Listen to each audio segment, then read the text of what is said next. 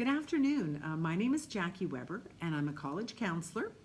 And I'm also the mother of 19-year-old triplets who are currently sophomores in college. And I'm here today to talk to you about transitioning to college. Now, some of what I'm going to say today is advice that I took, and some of it's great advice that I completely ignored. But either way, I'm a believer that you can't always learn from other people's mistakes. You've got to make a few of your own along the way. But if you can even take one or two tidbits from this discussion today and put them to practice in your life and your child's path to college, then you will be helping them make a better transition. Now, some of you with younger children might actually be asking yourselves why you even need to be thinking about this already. But you do. Even if your child is in 9th or 10th grade and hasn't even begun to think about where they're going to apply to college, you need to begin preparing yourself for their transition to college, because transition takes time. And transition needs to start with you. And why is that? Well, first of all, let's talk about what your child needs in order to succeed at college. In her book, How to Raise an Adult, Julie Lythcott-Haims, the former Dean of Freshmen at Stanford, talks about raising children with self-efficacy. These are children who succeed because they believe in themselves and their abilities. These are kids who've had to do for themselves, who do the thinking, who do the planning, who do the deciding, so that they develop competencies and confidence. Now, as Dean of Freshmen at Stanford, she was seeing more and more students who were incapable of doing what she called the stuff of life. They had great transcripts and fabulous GPAs, but they couldn't do anything without their parents. She refers to these students as existentially impotent. She saw this most often with middle to upper middle class families who had lots of disposable income and disposable time. And we see this a lot in Singapore. We have maids who feed our children, who clean up after them. Our children seldom have chores to do. Parents are involved in all the school projects, and they don't hesitate to call the school whenever their child has a conflict with another child or with a teacher, or when they disagree with the grade that their teacher has given their child on a project or an exam. And why, as parents, though, do we stay involved to this extent in our children's lives when they are adolescents? Well, I believe it's the competitive nature of the college admissions process that feeds our desire to protect our children's academic records. But in the long run, protective parents are doing a disservice to their children by not preparing them for the independence that comes with going to college. Because what happens when you pave the way for children? When you remove all the obstacles from their lives? Well, there are long-term consequences. As Julie Lythcott-Haims says, these children have no real sense of self. There are too many undergrads entering university with this sort of learned helplessness. They have a lack of efficacy when it comes to solving their own problems and overcoming hurdles, because they've always had parents who bailed them out, who picked up the slack, or who made excuses for them. But in reality, the best way to teach children to learn to cope on their own is to let them experience that uncomfortable feeling and consequences that go along with failure. Now, by now, those of you with 10th and 11th grade students are probably saying to yourself, well, how is my child ever going to get into university if I can't remove some of those obstacles that are in their way? Well, guess what? That's not their problem. That's your problem. Because it's not going to end there. Because as soon as they get into college, you're going to be saying, how are they going to get into a grad school? And then when they get into grad school, you're going to be asking, How are they going to get a job after they graduate from university? And what's going to happen to your freshman son who could really use a good mentor, but he doesn't even know where to begin because he doesn't know how to cultivate relationships with professors because he's never really had to have a conversation with an adult? And what about your sophomore daughter who's great at learning theory in the classroom, but she can't cope with failure or solve her own problems? Your job as the parent of a college-bound student is to make sure that your child has the skills and confidence to be able to fend for themselves. They need to be able to work through their own problems. Loving our children means guiding them and supporting them. It doesn't mean smothering them or overprotecting them or doing so much for them that they can't think on their own feet, that they can't cope with challenges or deal with disappointment and failure. It means you have to sometimes step back and you have to let them fall down and figure out how to get back up on their own. And by doing this, by taking these steps, you're going to be setting them up for success in resolving difficulties once they get to college. Now, you may say, difficulties? What difficulties? My child got into their dream school. There won't be any difficulties. There will be difficulties, and there will be challenges. Some of your children are going to get homesick. They're going to miss their family, their friends, their pets. They're going to miss their routines. They're going to miss their structures. The school may not live up to their expectations. I mean, seldom does an admissions pamphlet actually set out the limits and the shortcomings of the university. Some of them are going to experience their first low grades. They've always been the brightest, and this is going to be a big shift for them.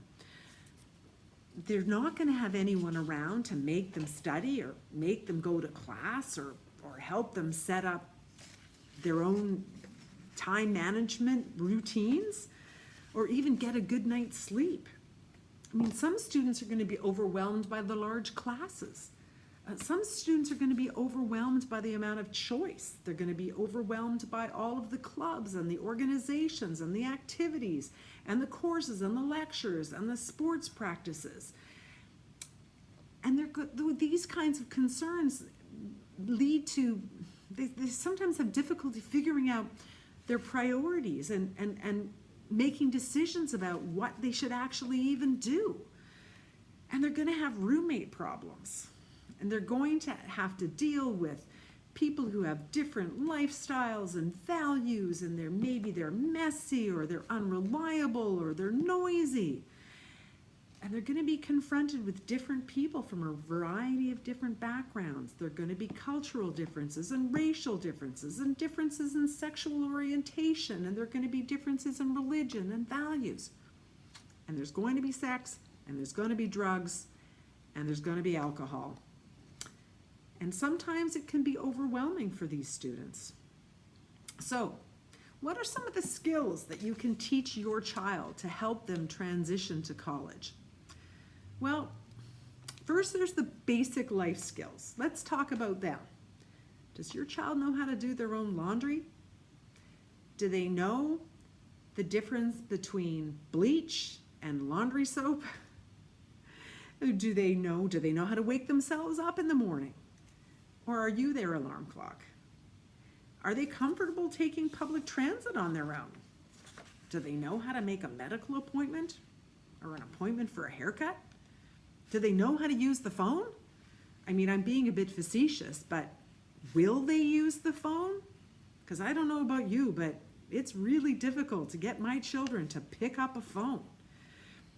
Talk about money matters with them. Talk about budgeting. Talk about tips and tricks that you've used and maybe where you've gone wrong with budgeting.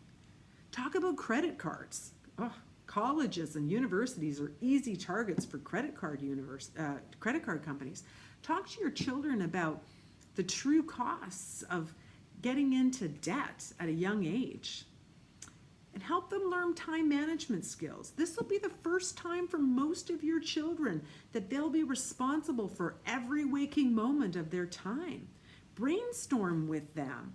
Find out how they're gonna juggle all these new responsibilities. Come up with ideas and help do it together as a family.